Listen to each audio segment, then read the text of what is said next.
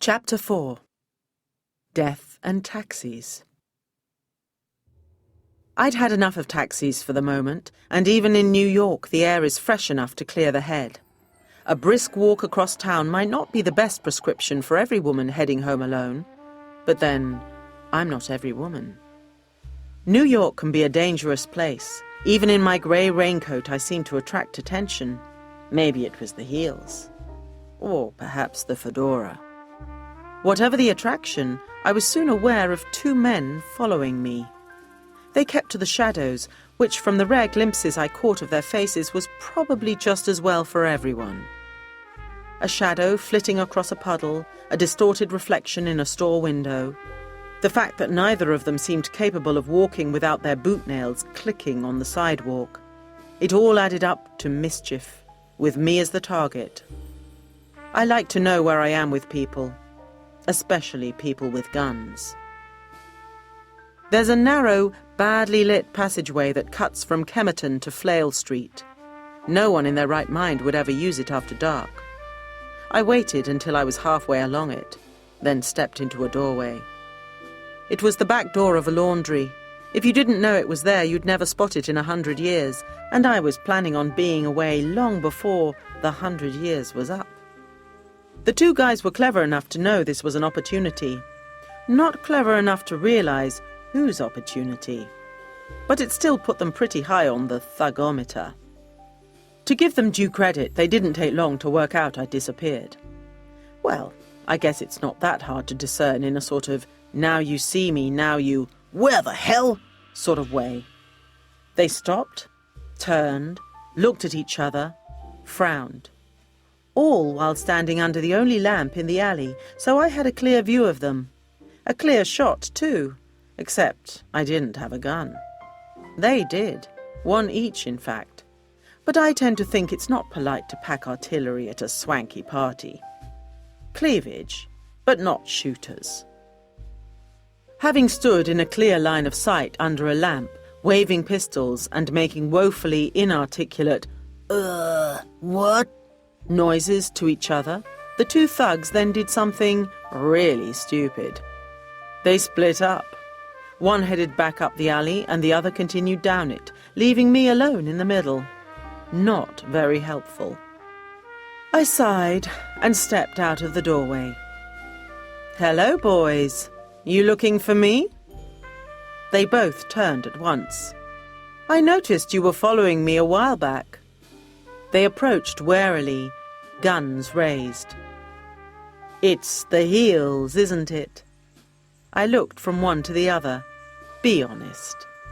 The heels. Or is it the hat? I rather like the hat. I adjusted the brim, making one of them jab his gun forwards, like I was going to kill him with my hat. Well, I've done that before, actually, so maybe he wasn't so daft. "Not very talkative, are we?" I went on. They were standing either side of me now, each about 10 feet away. "If fashion isn't your strong suit, then let's try an easier one. Who sent you?" "You're the Melody Malone dame." It was tempting to say no and see how they reacted. They might just apologize and walk away, or they might shoot me anyway. So instead I smiled and asked, "What if I am?" "We gotta kill you." As I turned to look at him, he shrugged and added, "Sorry, lady." Well, it was a step up from dame. It's me who should apologize. I unbuttoned my raincoat, and they gripped their guns all the tighter. Neither of them got any more talkative, and the contents of their pockets didn't help much either. I dropped their guns in a trash can outside the back of the laundry and left their wallets on the wet cobbles beside them. I helped myself to a few dollars from one wallet for a taxi back to the office. Expenses. I imagined he'd have other things to worry about when he woke up. "It's definitely the heels," I told them as I walked away. The cab driver was less talkative than his predecessor, which suited me fine. He dropped me outside the office and disappeared into the night at a restrained pace and without the need of his horn. But with a healthy tip, thanks to the generous gentleman with the gun, the wallet, and by now, the headache. I sat with my feet up on my desk and started to make a mental list of the people who'd want me dead. Once I got to 50, I decided this wasn't helping. I narrowed the criteria to people in New York in 1938, and finally who I'd met in the last month. It gave me a more manageable number, and a few smiles. But it didn't really help much. So I decided to concentrate on the last couple of days. Maybe one of the women I'd deprived of the company of Rock Railton. Murder did seem a little extreme, but it was a possibility. Someone I'd upstaged with my Stun Level 5 outfit. Well, that could be any of the female guests at the party, and possibly a few of the male ones. Most likely it was connected to the Rock Railton case. I'm a big fan of coincidence, but even so, if someone tells you their life is in danger and the next day a couple of thugs come gunning for you, then there is at least the possibility of a connection. Which got me thinking about Rock himself, and how bizarre his behaviour had been.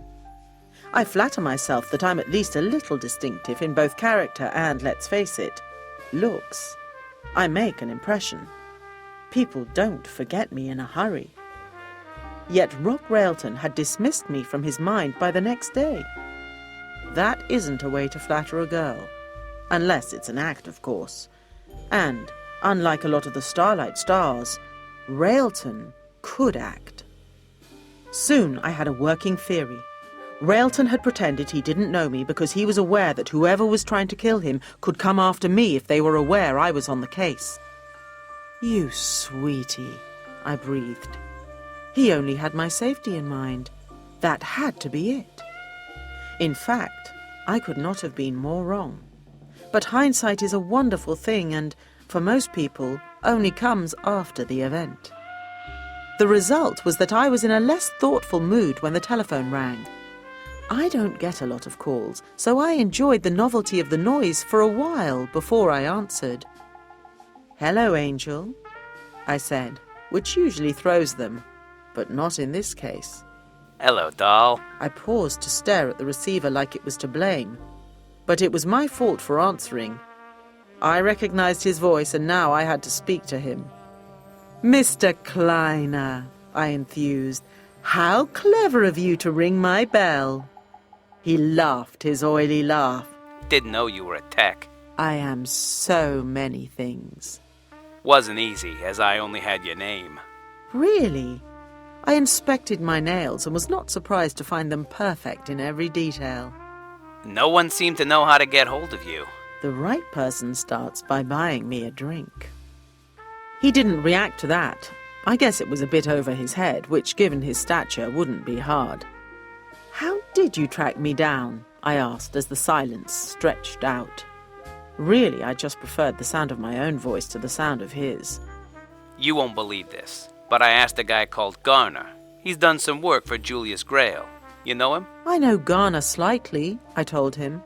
"He's in the same business I am." Yeah, I know that now. So, Max Kleiner had hired a private detective to find another private detective. It's a pity the Americans don't really understand irony.